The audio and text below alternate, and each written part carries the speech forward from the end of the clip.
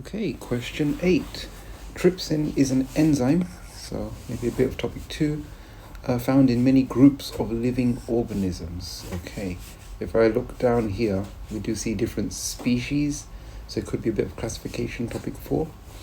Trypsin specifically acts on a polypeptide to form amino acids. So we're breaking, so it's a kind of protease enzyme, it's breaking polypeptides down to amino acids. State the type of chemical reaction catalyzed by trypsin. So remember, forming polymers is condensation, and the opposite of that is hydrolysis. The primary structures of trypsin molecules from different species have been used to produce a phylogenetic tree for trypsin. Each branch of the following phylogenetic diagram represents trypsin from a different species. Okay. Explain how the primary structure of trypsin molecules can be used to produce a phylogenetic tree. Okay. So,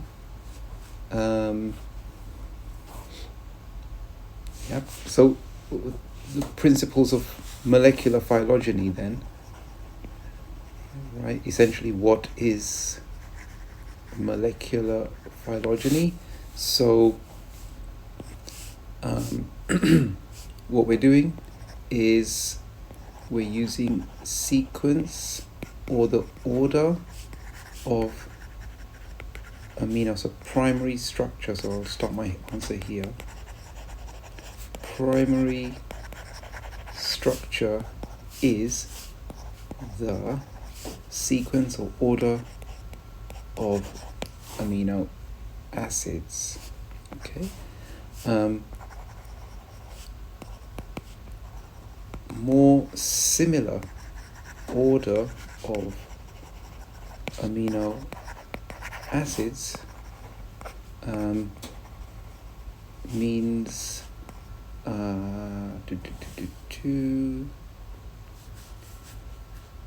species can be placed closer together.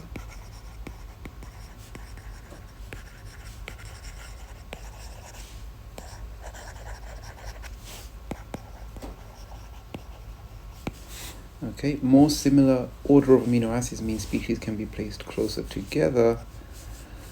I mean, it can't be as simple as saying if they're different, but they're placed further apart, is it?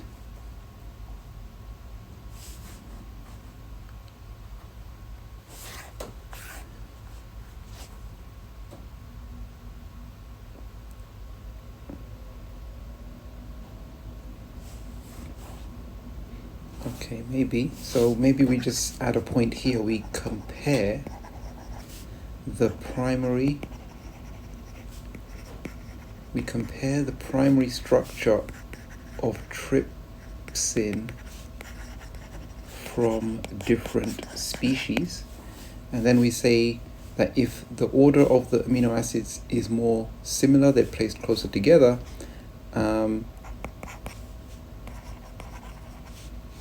the more different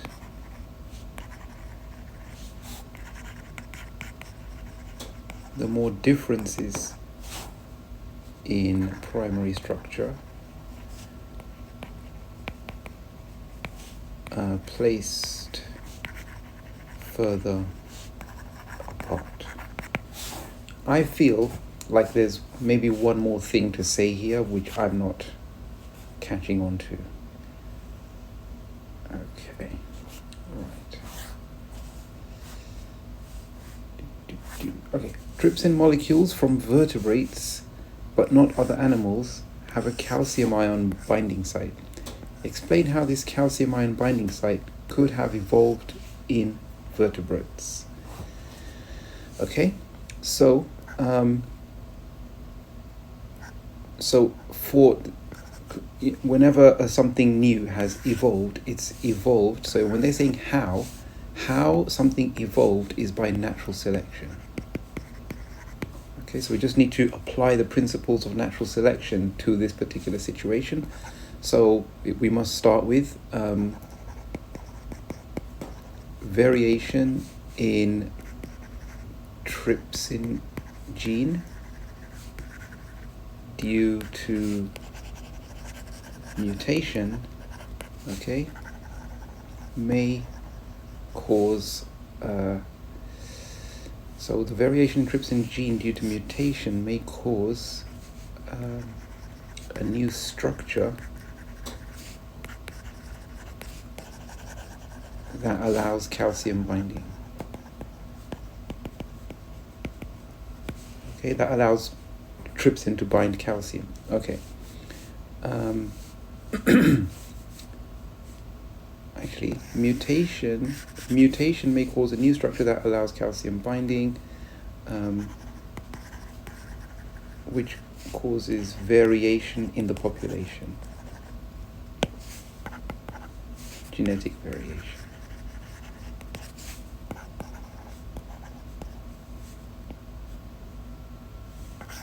Need to be general here. Okay. Invertebrates, I guess. Okay. So we're just trying to link back as much as we can. Mutation may cause a new structure that allows, genetic mutation, may cause a new structure of trypsin that allows calcium binding. Okay. Right. Selection pressures may result in calcium binding. Selection pressures. So the principles, the general principles are, you've got variation, you've got selection pressures, and then we're going to have adaptation, and then we're going to have the allele for this calcium binding is going to be advantageous and pass to more of the offspring, or becoming more common in the vertebrate population. Okay, but we're going to apply that. We're going to use as much of the information that's been given to us to apply it to this situation. Selection pressures may result in calcium binding being advantageous. Okay, so the advantageous allele, so I'm not just going to call it advantageous allele, I'm going to say allele for calcium binding trypsin becomes more common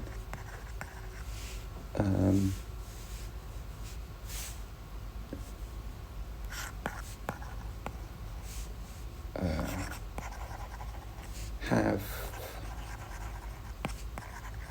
better chance of surviving and reproducing. Okay, therefore allele for calcium binding trypsin becomes more common in the population. Okay. Invertebrates,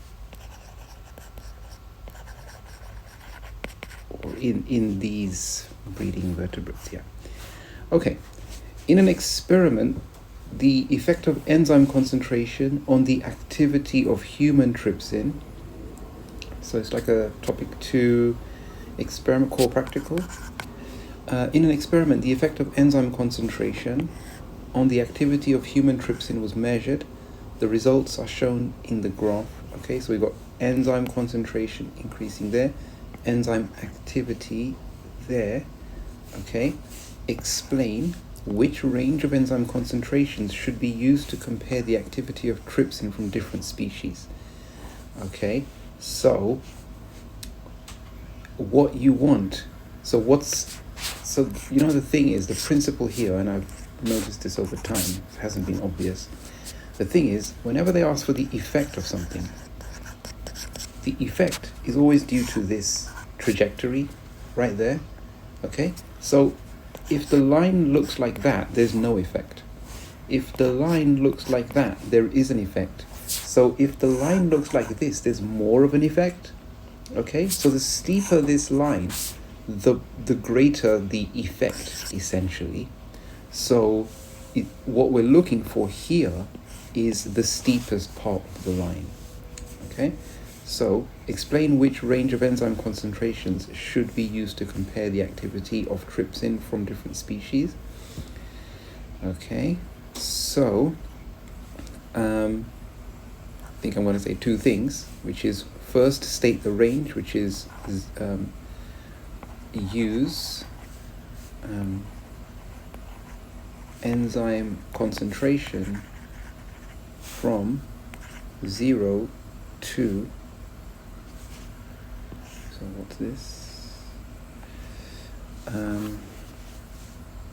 4, 3, 2, 1, so I think 0 to 1.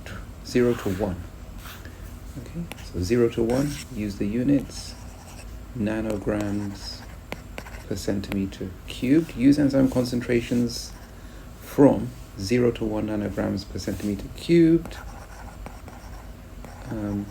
because it's the steepest part of the curve. That means enzyme concentration has the greatest effect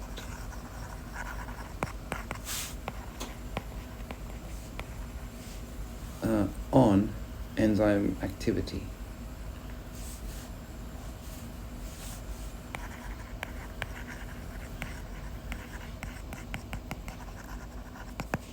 All right, and that's question 8.